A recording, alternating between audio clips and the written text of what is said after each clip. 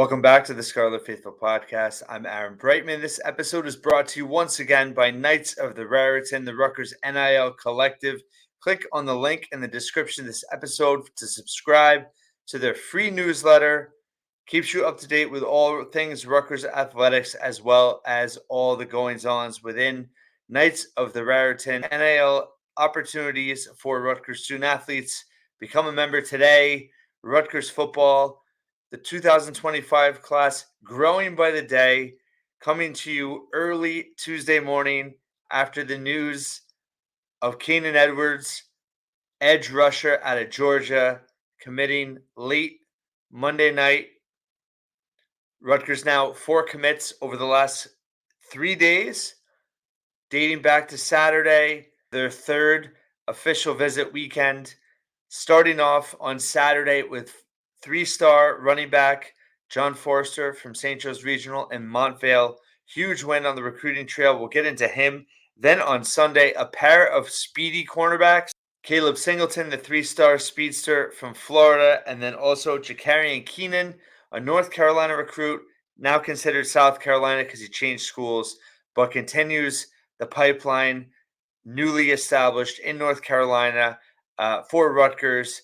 And now, on late Monday night, they grabbed the commitment of Canaan Edwards, a raw but very intriguing edge rusher out of Georgia, another pipeline that Rutgers has established in this 25 class. So let's talk about the impact of these players, their potential, and also just some key takeaways. Obviously, everyone talking about Rutgers 2025 recruiting class currently being ranked number 9, 10. I think Rivals has them even higher, 5 or 6. Yes, it's great, but I think there's some more telling takeaways that are really going to be more lasting than these premature rankings. It's great that Rutgers is getting the buzz for that. But the biggest takeaways here, let's start with Forster, right? Running back, St. Joe's.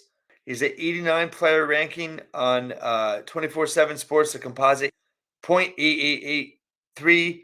He's the top 500 recruit, 31st best running back nationally, top 15 New Jersey recruit. And what I love about him on film is just his ability to let plays develop, to wait for his blockers. He's got really good vision downfield. He makes the right decisions. And also, he's really good at catching the ball out of the backfield. He's cited in some interviews. He's really excited about Rutgers in terms of being able to catch the ball as a running back. He could even line up in the slot at times. His size, guy 5'10 and a half, 185 pounds, solid offer list, over a dozen offers, was heavily courted by Illinois, had an official visit scheduled for Wisconsin. That ultimately was canceled. But multiple Big Ten offers, multiple Power 4 offers, and coming from the Big North, legit program in St. Joe's. Old friend Augie Hoffman, the head coach there, former Rutgers assistant. But Forster, the thing, one of the biggest takeaways, I think, from Forster coming to Rutgers is he was their primary running back target. And you could talk about where rankings are right now. Everyone's a buzz. Rutgers in the top 10 nationally. But that's not going to last. What is going to last in terms of an impression for this class is that to judge how strong your recruiting is right now, how healthy you are as a program, is when you focus all your attention on one running back target and you land him. That's what they've done with Forster. You know, he does remind me of Manungai a little bit on film, just in terms of the way he's able to get, around the edge and accelerate. He's got good burst, but he also just, his patience running the football. He's cited in interviews, knowing Kyle Manungai, it's obviously influence he's had on his game. And that's great news for Rutgers fans because obviously Manungai, breakout year last year in terms of leading the Big Ten in rushing. He wasn't a heralded recruit, right? He was behind Jalen Berger in high school, but Manungai having a tremendous career now. And Forster, he had a solid offer list. He had, good interest. He's 4-star by one service. He's not a composite 4-star. He's close. He's a high 3. I think he could get bumped up. But the bottom line is just in terms of the the measurables with him, what you see on film, there's a ton of potential there. He doesn't have gaudy stats, and I think that that's also part of why his offer list maybe wasn't as deep as I think his potential and talent level warrants. So I think Rutgers end up getting tremendous value here with Forster, and I think he's got big potential for this program and can make an impact really early on. So this was a big win on Saturday. Took an official visit previously. This was a name that I mentioned last week in terms of Rutgers moving up in terms of their average player grade. Forster was one of those guys I thought would boost them and give them a really good chance. In terms of they had a really good chance with. Then on Sunday, fresh official visit this past weekend, Kaylib Singleton, the 6'1 cornerback from Orange Park, Florida, Fleming Island High School, commits to Rutgers. Again, he's a 88 player grade composite, 87.41, 673rd nationally, 61st best cornerback. He is a top 100 Florida recruit. Again, Rutgers not only landing more Florida recruits again, but a higher quality in terms of just their player rating and their ranking within the state. Rutgers is starting to get a higher level of talent out of Florida, not just continuing to get talent and getting guys passed over, but Singleton, a perfect example where he was even crystal balled by 24/7 Sports to go to Florida. He took an official visit to Florida recently. He was, visited unofficially there several times. This is a guy that took an unofficial to spring game for Rutgers in late April. Obviously made a very positive impression. The program did on him. He comes back for an official and commits this past weekend. A speed guy, a track guy, yet again. Rutgers landed another track guy in the secondary. Runs the 100-meter dash, the 200-meter dash, and does the high jump. Syracuse was heavily involved with him. Michigan had him for an official visit scheduled for next weekend. So this was obviously a huge win for Rutgers to seal the deal. Again, Florida was all over this guy. And being a Florida guy, his brother plays for Florida State, actually. So just a big win down in the state of Florida for Rutgers. Good size, good fundamentals on film, is able to make the right reads. And, how physical he can be at the next level is going to be key. But he's got the speed, he's got the talent, and certainly a big win for them. And then also on the same day, Sunday, they added another cornerback, fourth total in the 25 class. This time, Jakarrion Kenan, 6'1.5", 177-pound cornerback, transferred to Marlboro County High School in South Carolina. Previously played for Clinton in North Carolina. Was a playmaker on both sides of the ball. As a junior for a team that went to the championship game, went 15-1. Kenan has a player rating of 86.89 in the composite, 801st nationally, 70th best cornerback. Had a slew of offers as well. Also a track guy, runs 110-meter hurdles, as well as the high jump and the triple jump. So speed guy there as well. Again, on film, looks fundamentally sound, makes the right reads, rarely was out of position. If he was out of position, was able to make up ground pretty quickly. Again, physicality at the next level, and being able to that top level speed in terms of who he goes against in the Big Ten and beyond.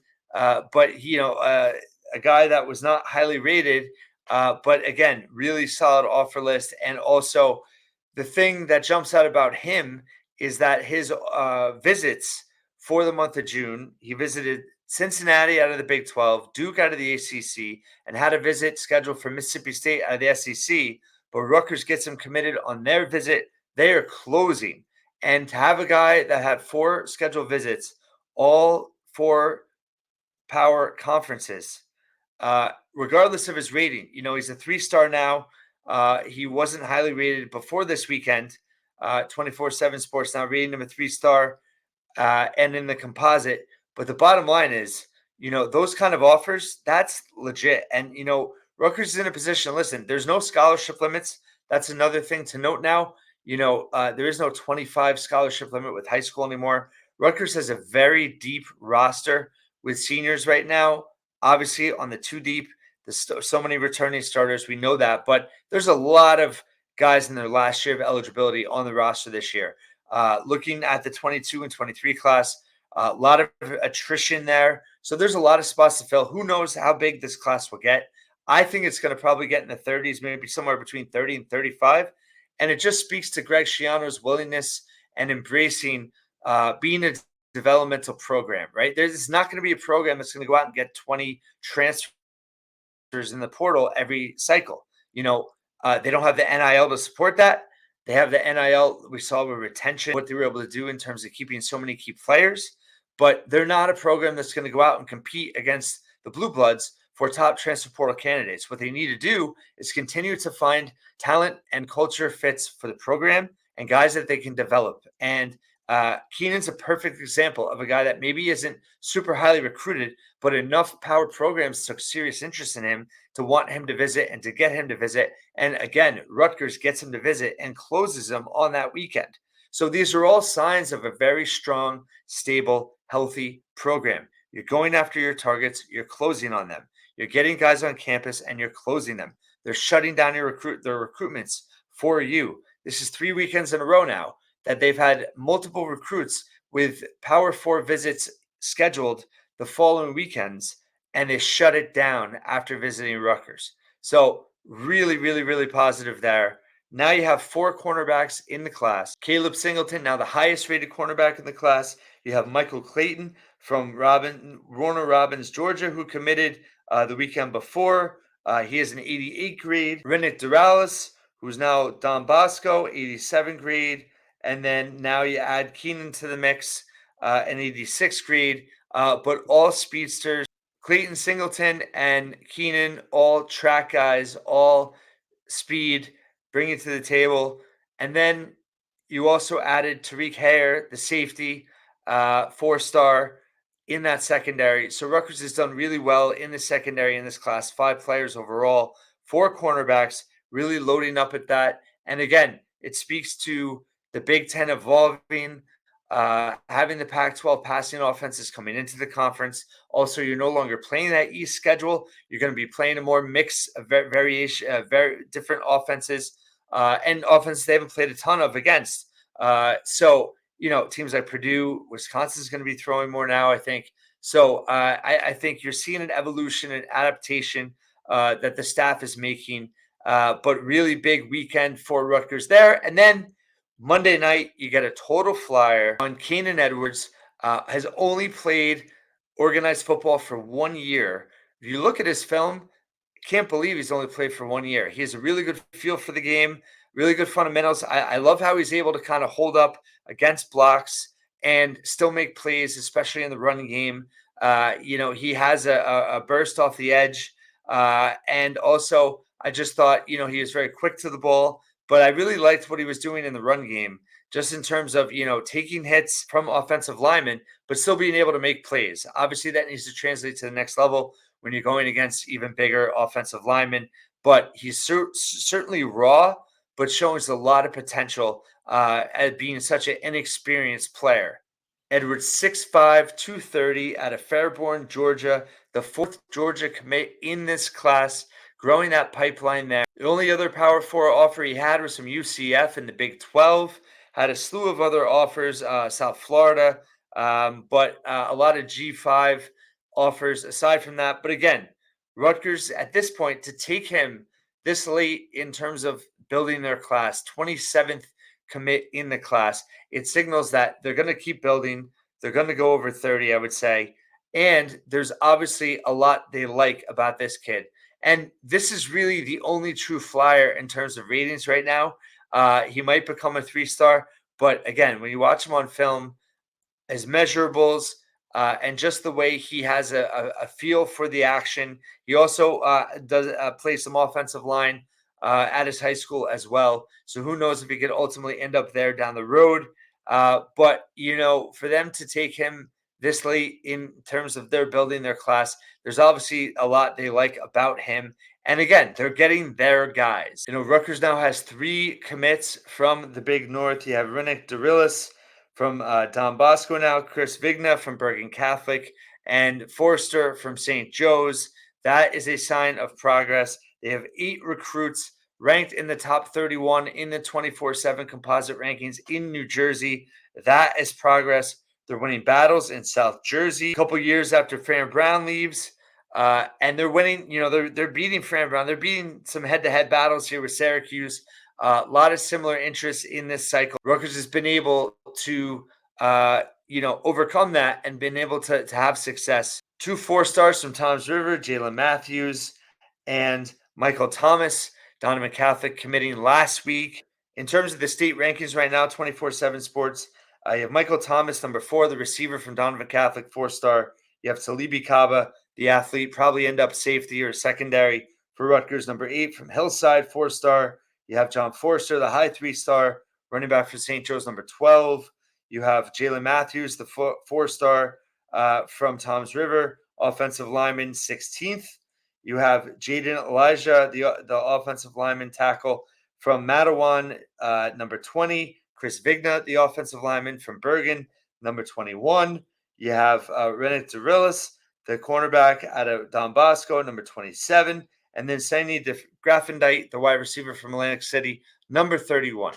So Rutgers having legitimate success in New Jersey, but they're not just relying on New Jersey. They're going out, establishing a footprint in North Carolina. They're establishing a footprint in Georgia. They're continuing the pipeline in Florida. They're getting better talent out of Florida. In terms of 24/7 Sports alone, their Florida ranks. Kaylib Singleton, they have 61st in Florida. They're getting recruits that have taken visits and have offers from Miami, from Florida. So you're seeing a change there. 4 Georgia recruits, Chase Linton, the defensive lineman from Georgia. You have Michael Clayton, the cornerback from Georgia. And then Braxton Kyle, the defensive lineman from Suwanee, Georgia. And now Canaan Edwards, an edge rusher. So loading up on linemen from Georgia. North Carolina, you have previously committed Stephen Murray, who committed late April, listed as an athlete, could end up on either side of the ball. You have Kenan now, who is considered South Carolina, but really a North Carolina recruit. Linebacker Isaiah DeLoach from North Carolina. He is number 15th in the state there. You're able to establish ties now in the DMV with 2 impressive recruits, Vernon Allen from Baltimore, the receiver, Joshua Blackson, the offensive lineman, who's a 4-star. And then, of course, Tariq Hayer, the safety, 4-star out of DC. So those are 3 key recruits in the DMV area. You grab Nakia Wynn, now a 4-star offensive lineman from Michigan. So the staff has done a tremendous job in terms of doing well locally, but also going out to specific regions on the recruiting trail and really getting some big wins on the recruiting trail. Again, a ton of Power 4 offers. I'll have to add them up one day, but in terms of all the commits they have, the offer lists are as impressive as I can remember. Rutgers now with a player grade average rating of 87.64. That is right now the highest in modern history if they can hold there. A player that I mentioned before, if they could flip DJ McClary, the linebacker commit with Penn State, Jersey kid. But right now they're trending above that famed 2012 class. Obviously, that class had more 5-stars, high-end 4-stars, but they had a much lower floor in terms of the last 10 or so recruits. Where this class, even compared to last year in 2024, when Rutgers had a player grade of 86.90, Rutgers has a higher floor in this class. It's just in terms of the overall player rating, there really aren't a lot of flyers on guys. They're all pretty well rated, and I think some of them could even go up a bit after camp season and also in the middle of their years, just in terms of their film and their offer lists and their potential, their talent, their skill sets. It's a very versatile group, but it's one in which there's a ton of talent. They focused on speed. They focused on versatility in this class. They built position of strength in terms of defensive line, secondary, offensive line. They've added playmakers at receiver, at running back. It really is a very exciting recruiting class for Rutgers in this moment, 2025. On track now with that 87.64. They're trending more towards 25 to 30 in terms of class ranking. But again, focusing on the big picture takeaways, they're getting the players they want. They're winning head-to-head recruiting battles with other Big Ten schools at a rate that they haven't in the past. They're grabbing guys with Power 4 offer lists in a way that they haven't had in the past since joining the Big Ten. They're landing guys in regions that they're establishing a foothold in. They're doing really well in New Jersey. 8 recruits in this cycle. Forster right on the edge there at number 12. So 3 in the top 12. That's a good sign as well. And just a lot to like about this recruiting class. It's really exciting. And I think they're going to continue to build. I think, maybe another 5 spots we'll see. Who else is, potentially going to join the fold? But the bottom line is this program continues to thrive. And they're on a roll now in terms of Schiano entering his 5th year. The stability of the program, David Anderson, I have harped on that. David Anderson, super high on John Forster, by the way. We're going to get him back on the pod sometime later this week to break all this down even better than I can. But in terms of just what it means for the program heading into a pivotal 2024, they continue to build a super strong recruiting class. You're going to need it after 24 with so many returning guys in their final year of eligibility. But I think that's a huge selling point for this 25 classes. There's going to be so much opportunity for them.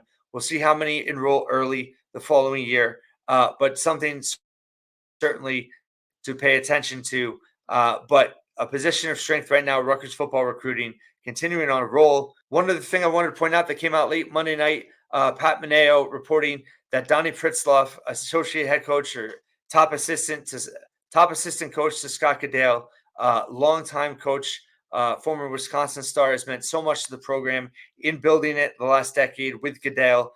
Expected to be announced as Columbia's head coach out of the Ivy momentarily. Would be a huge loss for the program for sure, both recruiting trail, development-wise. Tremendous coach for Rutgers wrestling, but absolutely well-deserved and earned it. Well, you got to love him being able to stay local and now run his own program and should do a great job there. Who Rutgers replaces him with remains to be seen. 3 weeks too late or about with Anthony Ashnell going to Princeton would have been the perfect fit to take his place.